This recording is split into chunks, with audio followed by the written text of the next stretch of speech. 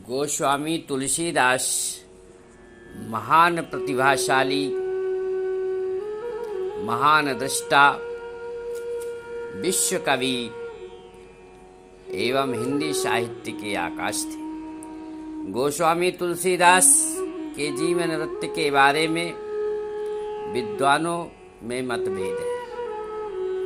तुलसी चरित के अनुसार गोस्वामी जी का जन्म संवत 1554 विक्रमी में हुआ था।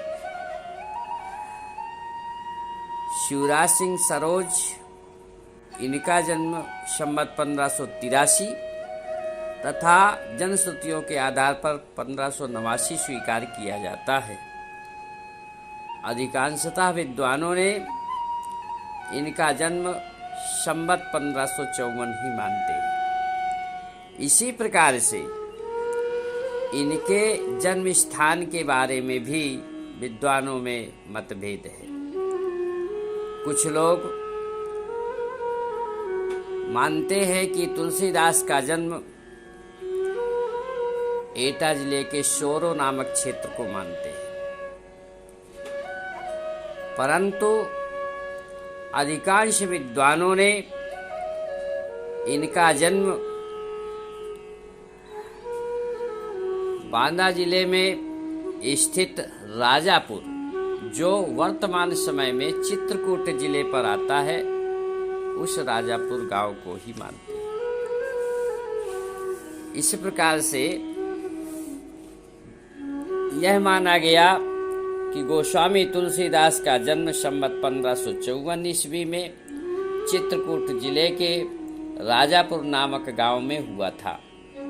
इनके पिता का नाम आत्मा राम दुबे तथा माता का नाम हुलसी था। इनके जन्म के संबंध में यह दोहा प्रसिद्ध है कि 1554 विषे कालिंदी के तीर, श्रावण शुक्ला सप्तमी तुलसी धरो शरीर। इस प्रकार से इनका जन्म हुआ, और जब इनका जन्म हुआ तब वो 5 वर्ष के बालक मालूम होते थे। इनके मुख में दांत सभी मौजूद थे, और कहा जाता है कि जब इन्होंने जन्म लिया तो पैदा होते ही राम नाम इनके मुख से निकला, इसलिए इनका नाम राम बोला पड़ गया।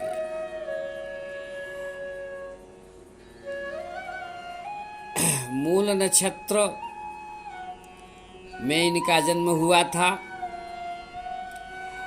इन्हें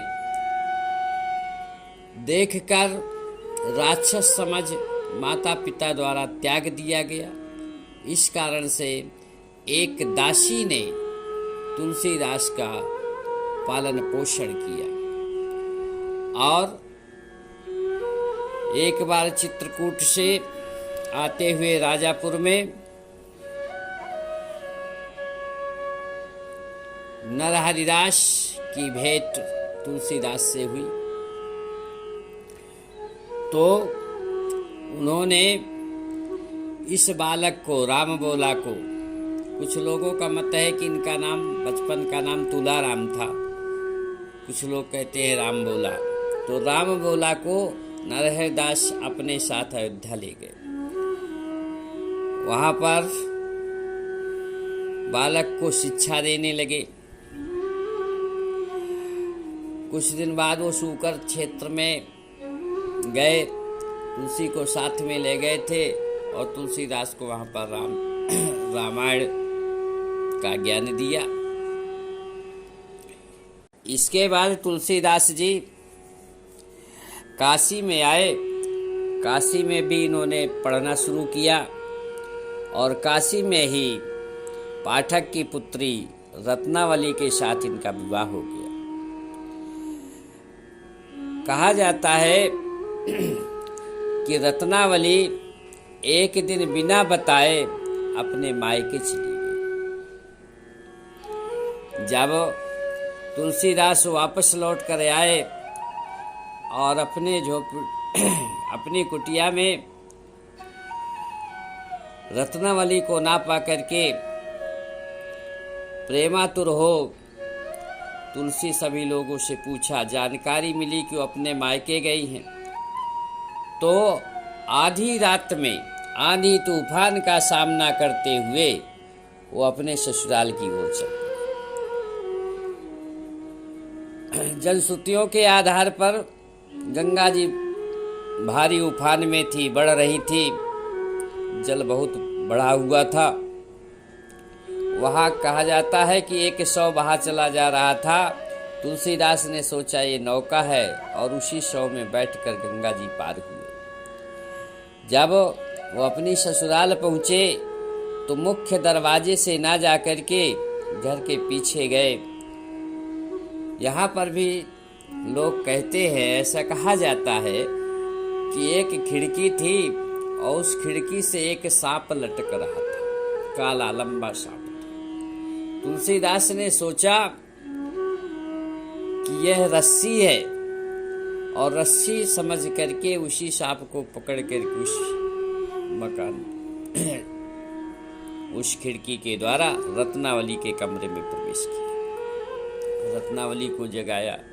रत्नावली ने देखा तो बड़ी डांट फटकार लगाई। कहने लगे, जितना अधिक तुम मुझसे मेरे इस हड्डी और मांस से बने हुए शरीर से प्रेम करते हो, उतना अधिक राम से प्रेम कर देते तो क्या हो जाता। पत्नी ने इनको बहुत डांटा फटकारा और उसी फटकार से इन्हें वैराग्य उत्पन्न हो गया।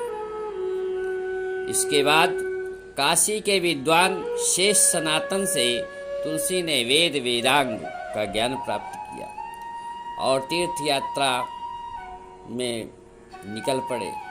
सब जगह पर श्री राम के पावन चरित्र को गाते।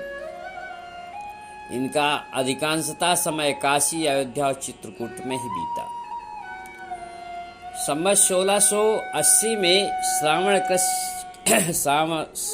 श्रावण कृष्ण पक्ष तृतीया को तुलसीदास परमात्मा में विलीन हो गए।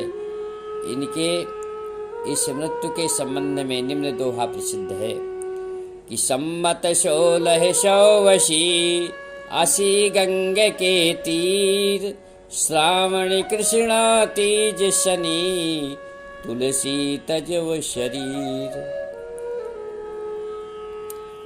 तुलसीदास जी राम के भक्त थे। इनकी भक्ति दास्य भाव की थी। इन्होंने रामचरितमानस संवत 1631 में लिखना प्रारंभ किया।